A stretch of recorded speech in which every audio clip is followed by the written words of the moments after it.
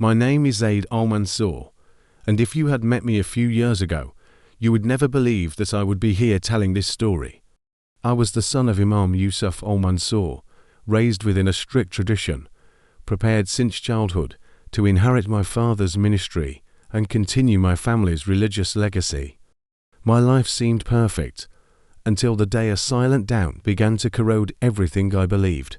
A doubt I tried to suffocate, but that grew stronger and stronger, until it led me to a completely unexpected place, a Charlie Kirk video, in the middle of the night, that changed the direction of my story. I literally grew up above a mosque. That sentence may sound symbolic, but for me it is as physical as it is spiritual. My first steps were taken on the carpet of the second floor, while my father, Imam Yusuf Al-Mansour, led the prayers downstairs. The vibration of his voice rose through the walls, crossed the floor, and reached my chest as if God himself was speaking to me through my father's throat.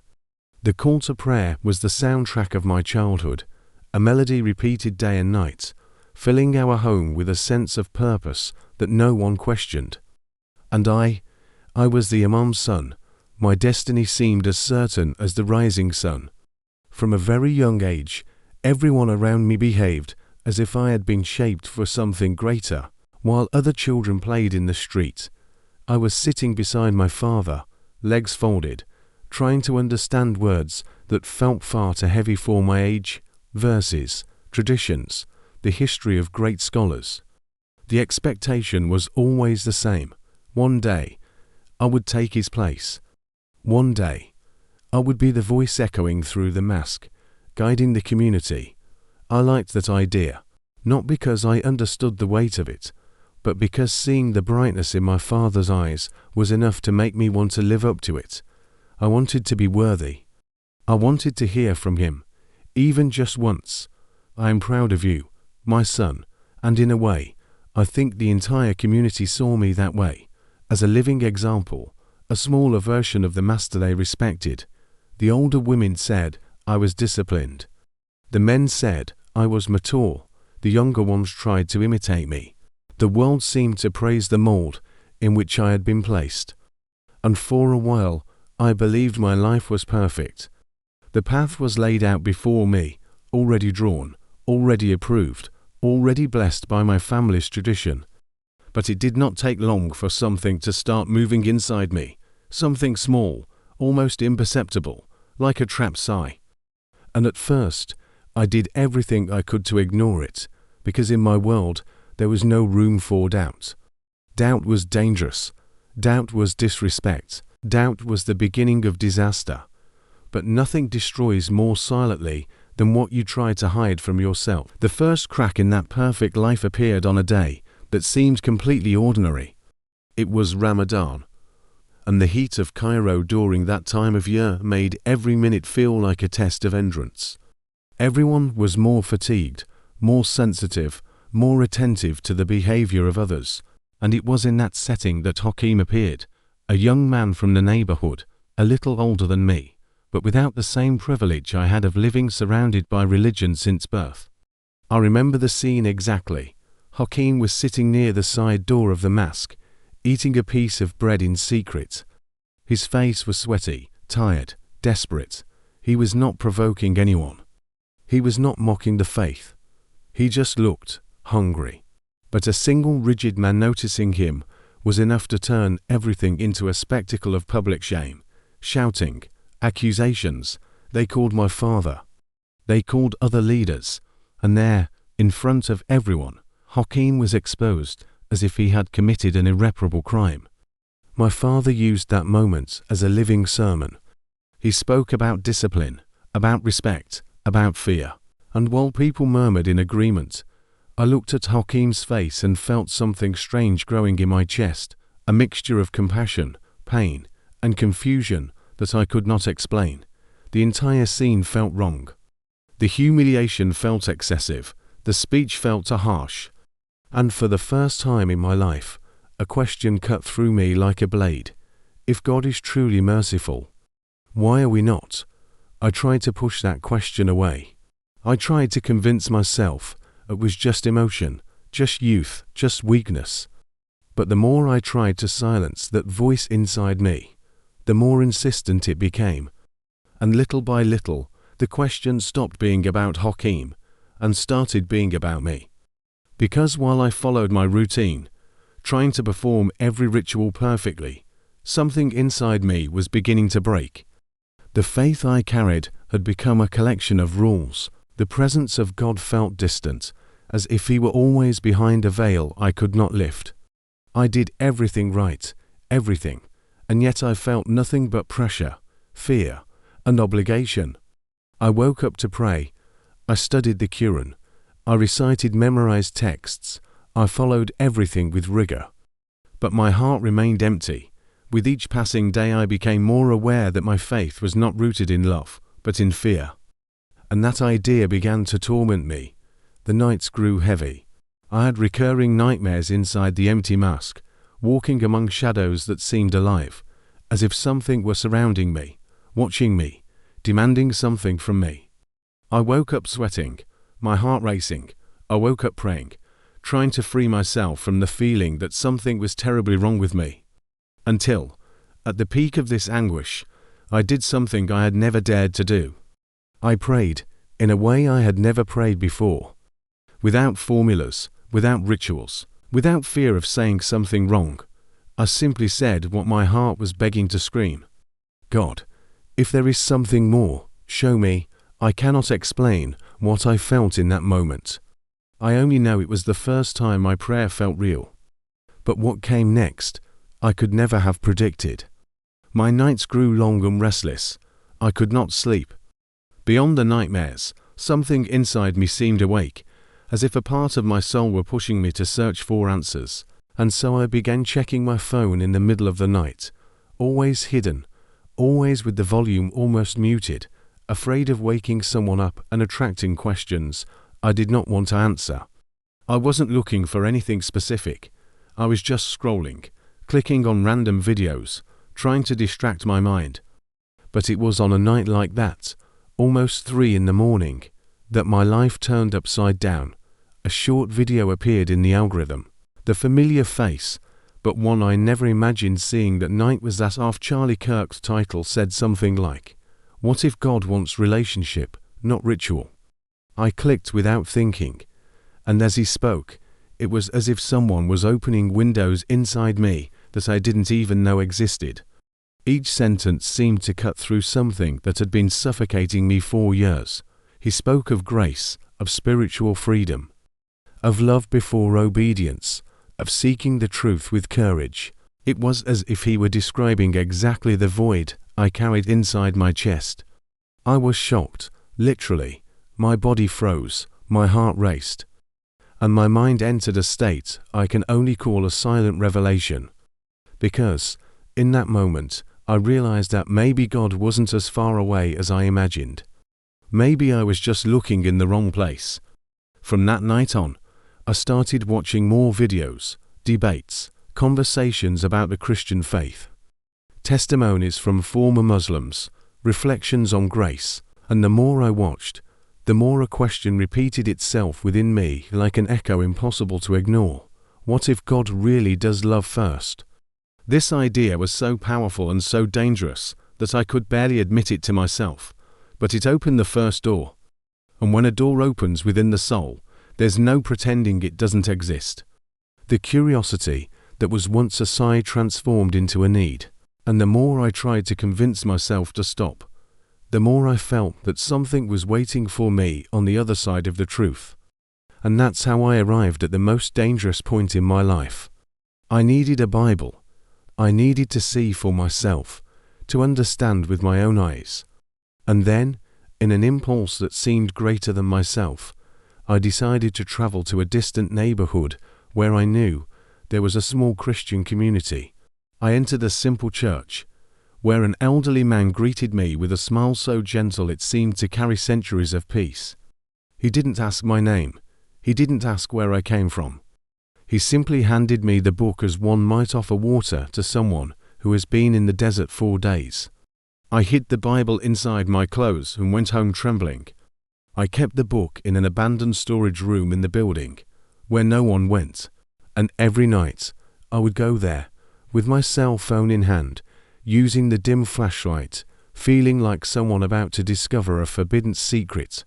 The first page I read was from the Gospel of John, and the word struck me like a lightning bolt. The Word was God. The Word became flesh. I am the way, the truth, and the life. I leaned against the wall because my legs gave out. It was as if each verse was slowly dismantling every layer of my old faith, not violently, but with a truth so profound that my heart couldn't resist. The struggle within me was violent. Everything I had learned said that this was blasphemy, but everything I felt said that this was life. And it was there, in that dark and silent warehouse, that something began to change inside me in a way I couldn't yet put into words. But that was about to transform everything. I had no idea that, in the following weeks, that dark and forgotten storage room would become the most important place in my life. What was once just a space full of boxes and dust began to transform into a refuge. Every night, after the house went to sleep, I would walk silently there, my heart racing, always afraid that someone would see me. The Bible was hidden behind a pile of old tools, wrapped in a piece of cloth, so that no one would understand its shape. Every time I picked it up, I felt as if I was setting fire to it, not because it burned, but because it illuminated everything inside me. I read with a hunger I had never felt for any other text. I read the entire Gospel of John 3 times. Then I read it again, more slowly, trying to understand each word. And the more I read, the more I felt something igniting inside me, like a flame that had never existed before. It was strange, because I had studied religious texts my whole life, since childhood, but I had never felt peace. The words of the Bible, however, had a different weight, a firm gentleness, as if they were written directly to my heart. I remember the exact moment I realized something inside me was changing. I was sitting on the cold warehouse floor, the light from my phone's flashlight flickering as the battery nearly died. I had just reread that sentence, "I am the way, the truth, and the life," and, for the first time in my life, I felt that that sentence wasn't just true. It was the only truth that made sense. I cried. Not a silent, restrained, respectful cry. I cried like someone carrying a heavy weight on their chest, who finally finds air. A cry I had never allowed myself to cry before. And it was there, alone, in that hiding place, that I surrendered my life to Jesus, not with elaborate words or rituals, but with the rawest sincerity that had ever come from within me. I spoke softly, afraid someone would hear, but with a conviction I couldn't contain. Jesus, I believe. I don't understand everything, but I believe. If you are truly who you say you are, then I surrender my heart. When I finished, I felt something I had never felt before. A peace so great it felt warm, deep, silent. As if an invisible embrace enveloped me. But along with that peace came fear. Because, while I felt free, I also knew that this decision put my life at risk. I was the Imam's son, the son of a respected religious leader, the son of tradition, the son of expectation, and now, I was the son who believed in something my family would consider a betrayal. This awareness fell upon me like a heavy shadow. For a few hours, I was torn between joy and dread. What would my life be like from then on? Would I be able to hide this? Would I ever have the courage to confess to my father? I tried to hide it. I tried to keep everything quiet. But it was impossible, not because anyone suspected anything, but because I was beginning to feel such a deep love inside me that it was impossible to continue living as before. Still, for 6 weeks, I tried. Those were the 6 most tense, heaviest, and strangest weeks of my life. I kept going to the mosque, as always. He kept participating in the prayers. I kept sitting next to my father when he recited the passages. And I even kept helping young people in the community with the traditions, because no one could suspect anything, but inside. I prayed to Jesus. I murmured secret prayers, while repeating formulas that once seemed alive and now seemed empty. I felt guilt, but not guilt for my faith, guilt for lying, for hiding, for living between two worlds, and living like that started to destroy my heart. With each passing day, I felt my chest tighten. I tried to pray alone at home, but always afraid someone would hear my name whispered, the name of Jesus escaping my lips. I felt divided. I felt I couldn't sustain this double life for much longer. It was no longer possible to be two people at the same time. And the peace I felt in the warehouse clashed with the torment I lived every day inside my father's house. I knew I needed to do something, but the idea of telling the truth felt like a leap in the dark. Still, a day came when I simply couldn't carry this tension alone anymore. I woke up with a heavy heart, and I knew I couldn't run from the truth any longer. I needed to talk to my father. I needed to look him in the eyes and tell him what was burning inside me. When I entered my father's room, my hands were trembling. He was sitting, reading, with that firm posture he always had. He looked up and smiled, thinking I was there to ask for advice, as I always did. But his smile disappeared when I said, "Dad, I need to tell you something." My voice faltered, but I continued. I met Jesus. His reaction was immediate: shock, silence, then disbelief. And then, as if a door had been broken down inside his soul, came the explosion: shouts, questions, despair. He said I was being influenced. He said I was being deceived. My mother appeared crying. My siblings didn't understand anything, but soon they started repeating what they heard. It was as if my whole house had turned into a stormy sea, with waves crashing against me from all sides. I tried to explain. I tried to say what I had felt, what I had read. I tried to talk about the peace I had found, the love that had enveloped me, but none of that mattered. In their eyes, I had betrayed everything, betrayed our faith, betrayed our history, betrayed my father. In minutes, everything I knew crumbled. My mother cried, my father screamed, my siblings looked at me as if I had committed the worst of sins. And then came the sentence. I heard the word I never thought I would hear. They declared me an apostate. That label fell on me like a gigantic stone. And before I could try to fix anything, the final verdict came. I needed to leave. That house, that family, that world. I was expelled. I left with only a bag, not knowing where to go.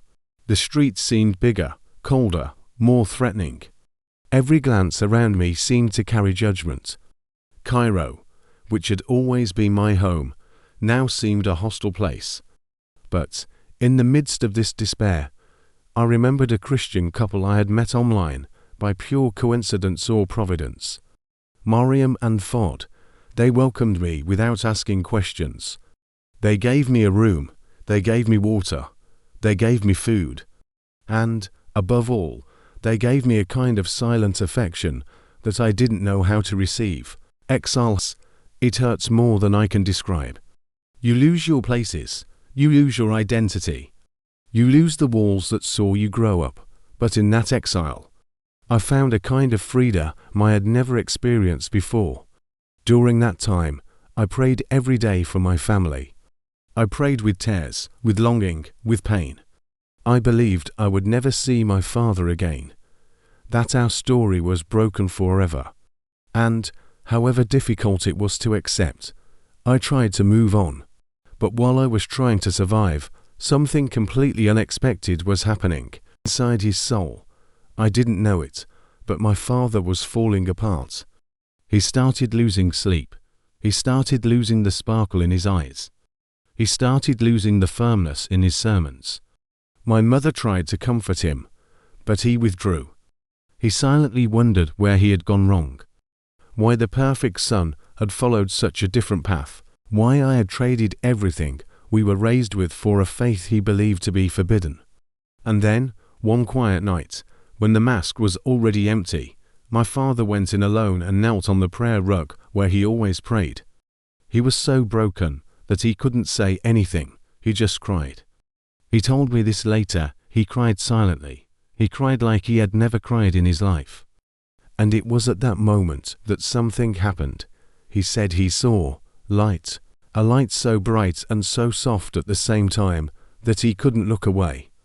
And along with that light, a voice he never forgot. A firm voice, authoritative, but full of love. The voice said only one phrase: "I am the way, the truth, and the life." My father tried to resist. He tried to rationalize. He tried to convince himself it was his imagination. But it marked him in a way he couldn't erase. And the next day, he went to a distant, hidden neighborhood and got a Bible. He read it, he cried. He read it again. And then he understood. He understood that I wasn't lost. He understood that I wasn't mistaken. He understood that the truth I had found ... was also calling out to him. My father, Imam Yusuf al-Mansur, surrendered to Jesus. When my father told me how he had fallen to his knees before that light, and how that voice had pierced everything within him, my breath caught in my throat. I stood motionless, as if time had stopped around us, because, until that moment, I truly believed I would never see my father the same way again, that the bridge between us had been broken forever. But when he finished telling his story, his eyes were filled with tears, something I had never seen in my entire life. My father didn't cry, not at funerals, not during tragedies, not on the hardest days. Seeing his voice falter, seeing his shoulders tremble, it completely broke me down inside. But before we could reach that reunion, the journey would still take us through one of the most significant moments of my life. I had been living in hiding at Mariam and Fod's house 4 weeks. It was a simple, cramped place, but full of peace, a peace that contrasted sharply with the constant fear that someone would discover where I was. I always slept lightly. Any noise in the street made my heart race. I never left the curtains open, and only went out when absolutely necessary. Even so, there were days when I felt as if I had been reborn. Others, it seemed as if everything around me could crumble at any moment. On a quiet afternoon, as the sun was setting, I heard knocking at the door. Loud, serious knocking that made me freeze instantly. My whole body tensed. Mariam gave me a look that said everything without words. Do not open. Don't make any noise. My heart was pounding so hard I was afraid anyone outside could hear it. Who was pounding like that? The community. Someone who found out. My father. But then I heard the voice that shaped my childhood, the voice that echoed in sermons, the voice I would recognize even if I were asleep. Zaid, I know you're here. My knees almost gave way. He knew, he had found out. Each second of silence between one beat and the next seemed like an eternity, and inside me there was only one terrible certainty. This is the end. I'm not going to get out of this alive. Fod grabbed my arm, trying to stop me from opening the door. But I knew I couldn't run away, not anymore. I needed to face this moment, even if it was the last. I walked to the door, my hands trembling so much I could barely reach the handle. I took a deep breath and opened it slowly. When the door opened, I saw no hatred. I saw no anger. I saw no condemnation. I saw tears, streaming, shamelessly, without resistance, down the face of the man who had never shed a drop in front of me. And before I could say anything, my father embraced me. He held me close, as if he wanted to stop the whole world from touching me, as if he were trying to reclaim all the years we had lost in silence. He was crying against my shoulder, saying only, "My son." Now I understand. Those words pierced my chest like fire and healing at the same time. I broke right there. I cried like a child. We cried together at the door of that simple house, as if heaven itself had descended to stitch together everything that had been torn between us. There, in that embrace, I felt the scar that separated us transforming into healing. And we both prayed, right there, in the narrow hallway, with the door still open. We prayed like two broken men, reached by the same Christ, transformed by the same grace, But the story didn't end there. My mother always had a different kind of sensitivity, almost spiritual. And after I ran away, she started having dreams, dreams of light, dreams of peace, dreams of a voice she didn't recognize, but that made her heart tremble. At first, she thought it was just longing for the son she believed she had lost. But the more weeks passed, the more persistent the dreams became. Until one day, she woke up with the conviction that she needed to find me, that I needed to hear my version, not the version she had been told, but mine. That's how she appeared at Mariam and Fod's house, trembling, with bloodshot eyes, clutching her hands as if afraid of collapsing. When I hugged her, I felt her body give way. She clung to me as if holding on to her last strength. I took her inside and, for the first time in my life, told her my whole story, about the nights in the warehouse, about the Gospel of John, about peace, about the encounter with Jesus. She listened to me in silence, a silence so profound I could hear her breathing. And when I finished, she asked to see the Bible. I placed the book in her hands and saw her fingers tremble. She began to read, just 2 pages, and she broke down. She cried so sincerely that my own tears welled up. She didn't say anything. She just cried while she read. And that same afternoon, my mother said that she believed too, that she felt something she had never felt before, that the light from her dreams was real, that Jesus was speaking to her. Days later, my siblings came, one at a time. They also heard, they also read, they also cried, they also believed. An entire family, transformed by a truth that entered like a wind, tearing down walls that seemed impossible to break. But every transformation comes at a price. When my father decided to resign from his position at the mosque, everything fell apart. He stood before the community, faced the faces of those who had admired him for decades, and spoke the truth. He didn't attack anyone. He didn't provoke anyone. He simply said that he had found a new faith, a new path, a new life. The reaction was immediate: shouts, confusion, outrage. For many, it was the worst betrayal a leader could commit. And, within a few days, our house was filled with threats. People banged on the gates, left notes, shouted at night. Some even destroyed part of the entrance. We lived locked up, not knowing what might happen. My father tried to remain calm, but I saw the weight in his eyes. My mother cried in secret. My siblings trembled every time they heard noises.